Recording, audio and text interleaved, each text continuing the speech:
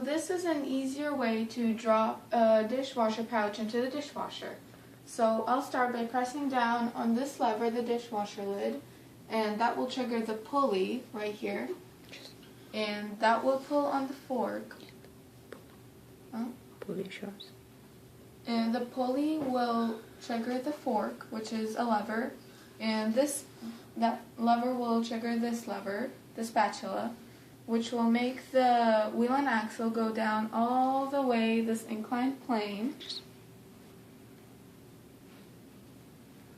to this inclined plane, where it will knock over the marble, it will roll down, hit the dishwasher pouch, and it will fall into the dishwasher.